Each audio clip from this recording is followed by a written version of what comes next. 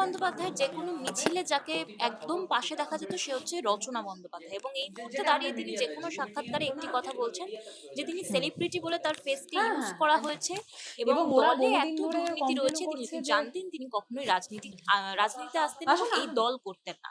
কি বলবেন? উনি সেলিব্রিটি বলে ওনার ফেসে কি ইউজ মি লিখে দিয়েছিলেন যে মমতা বন্দ্যোপাধ্যায় ইউজ করেছেন? এক নম্বর কথা। আর ২ নম্বর কথা, মমতা বন্দ্যোপাধ্যায় উনার ইন্টারভিউটা দেখছিলাম যে উনি বলেছেন যে গড়িয়াহাট থেকে কাউকে তুলে এনে যদি টিকিট দেওয়া হতো, হ্যাঁ, রাস্তা ঠিক থেকে আছে, তুলে এনে হ্যাঁ। যদি কোনো মেয়েকে টিকিট দেওয়া কি হতো, লেখা হবে সেই সেটা জানতে হবে, জেনে যারা তারপরে ওটা একটা গড়িয়াহাটে থাকে, ই-কার্ড যারা বানিয়ে রাস্তায় থাকে, সার্টিফিকেট তারা হয়তো আর বানাতে আজকে থাকে এখানে না, গিয়ে করে কিন্তু নিচ্ছি। তাদেরকে ছোট করার কোনো অধিকার রচনা বন্দ্যোপাধ্যায়ের নেই।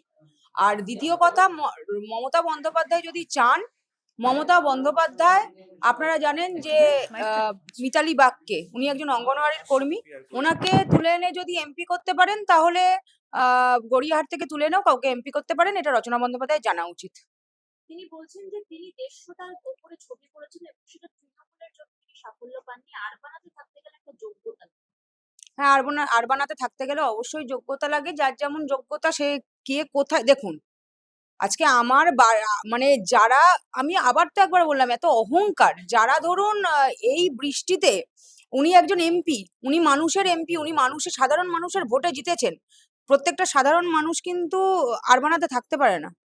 সাধারণ যারা ভোটার, তারা বিভিন্ন সময় আপনারা দেখতে পেয়েছেন বিভিন্ন অবস্থার মধ্যেও থেকেছে, তারা এমন একটা মানে একটা ভাড়া বাড়িতে কেউ থাকে, কেউ এক কামরার ঘরে থাকে, তাদেরও তো অপমান করছেন। আজকে আরবানাতে থাকতে গেলে যোগ্যতা লাগে, এই কথাটা বলে তিনি তাদের ভোটারদের অপমান করছেন। এবং যেই জায়গা থেকে দাঁড়িয়েছেন সেটা আমার নিজস্ব লোকসভা, হুগলি লোকসভা।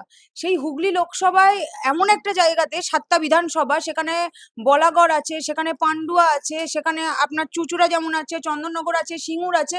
এই বলাগড়, পান্ডুয়া, সিঙ্গুর, এটা একটা গ্রাম অধ্যুষিত এলাকা। এই গ্রামের মানুষদের উনাদের এমপি কি বার্তা দিচ্ছে? যে আমি কলকাতার আরবানাতে থাকি, সেটাতে যোগ্যতা লাগে? ভীষণ দুঃখজনক কথা এটা, মানে আমি এই কথাকে একদমই সাপোর্ট করছি না।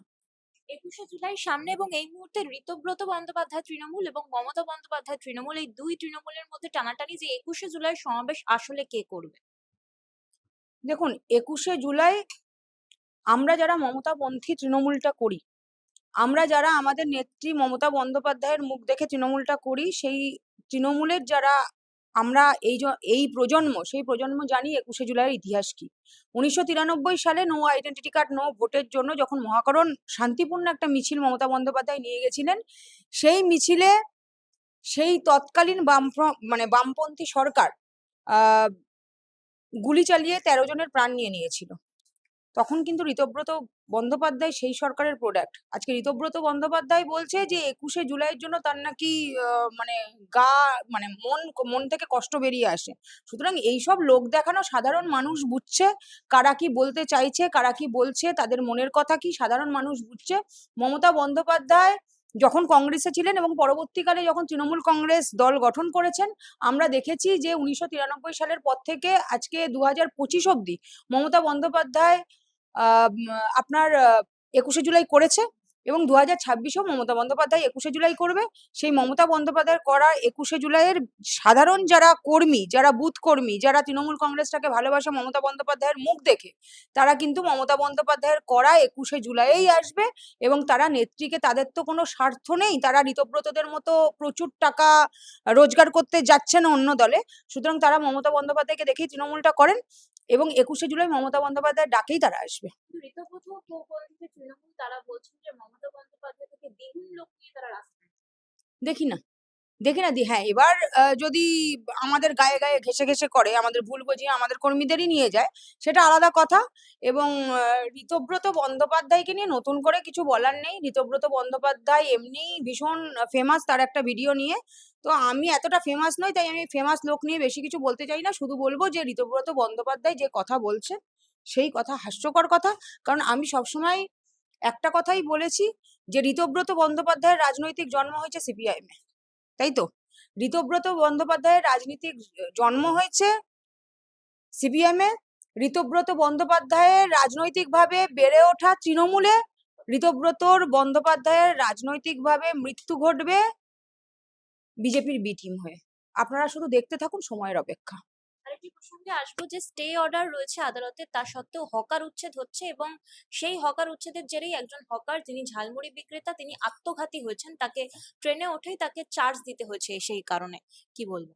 আগে আমরা দেখেছিলাম স্টেশনে যেই দোকানগুলো আছে গরিব হকারদের দোকান, সেই দোকান বুলডোজার দিয়ে ভাঙা হলো এবং পরবর্তীকালে বিল আনা হলো যে মানে পরবর্তীকালে বলা হলো যে ট্রেনের মধ্যেও নাকি কিছু বিক্রি করা যাবে না। আমি শুধু আপনাদের মাধ্যম দিয়ে একটাই কথা জানতে চাই যে আমরা দেখেছি স্টেশনে গরিব হকার যারা 5 টাকার চা বিক্রি করে বা 5 টাকার সিঙ্গারা বিক্রি করে তাদেরকে উঠিয়ে দিচ্ছে। সেখানে আমরা দেখতে পাই যে বড় বড় ওয়াও মোমো থেকে শুরু করে বিকারাম থেকে শুরু করে বড় বড় যারা বড় বড় ব্যবসাদার, বড় বড় হকার, বড় বড় ব্র্যান্ডের হকার, তাদেরকে নিয়ে আসা হচ্ছে। তাতে কি হচ্ছে, সাধারণ মানুষ, খেটে খাওয়া মানুষ দুদিক থেকেই ক্ষতিগ্রস্ত হচ্ছে। এক হচ্ছে সাধারণ মানুষ যারা বিক্রি করতো সেই অল্প দামের চা সিঙ্গারা, তারাও যেমন ক্ষতিগ্রস্ত হচ্ছে, সেরকম সাধারণ খেটে খাওয়া মানুষ যারা সারাদিন পর কাজ করে ট্রেন ধরতো, তারাও কিন্তু 5 টাকা দিয়ে ঝালমুড়ি কিনতো, 5 টাকা দিয়ে চা কিনতো, তারাও কিন্তু পেটটা ভরাতো। সুতরাং এই যে বড় বড় দোকান করছে, এই দোকানে 50 টাকার কমে চা পাওয়া যাবে না, তাতে কিন্তু আমরা দেখতে গেলে দুদিক থেকেই ক্ষতিগ্রস্ত হচ্ছে সাধারণ মানুষ। এই সরকার দিনের শেষে সাধারণ মানুষের পেটে লাথি মারার সরকার, গরিব মানুষের পেটে লাথি মারার সরকার, সেটা তারা বারবার প্রমাণ করছে।